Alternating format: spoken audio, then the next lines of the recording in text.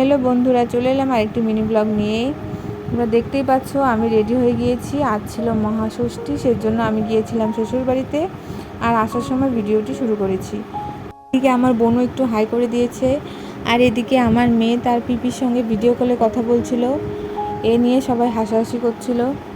তারপর আমরা চলে এলাম টোটোতে, আর এদিকে আমরা টোটোতে এসে বসে আছি। আমার মেয়েকে নিয়ে আসার নাম নেই। তারপর মেয়েকে নিয়ে চলে এলো, আর আমরা কামাখ্যাগুড়িতে 2-3টা ঠাকুর দেখে তারপর বাড়িতে আসবো, সেজন্য আমরা টোটো রিজার্ভ করে নিয়েছিলাম।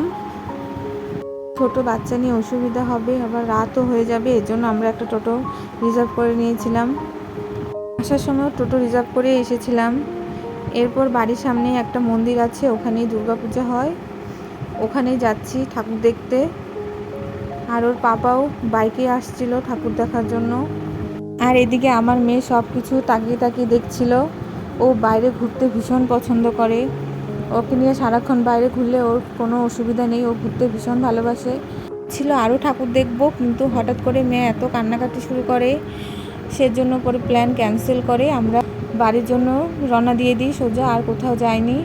আর যেতে যেতে যেই মণ্ডপগুলো দেখা যাচ্ছিল সেগুলো দেখে দেখে আসছিলাম, কোথাও আর দাঁড়াইনি। তারপর ও কান্নাকাটি করে ঘুমিয়ে পড়েছিল। এখন আমরা চলে এলাম 12বিশাতে। আর 12বিশাতে কালকে ভালোই ভিড় ছিল। ঠাকুর দেখার থেকে কেনাকাটার ভিড়টাই বেশি ছিল।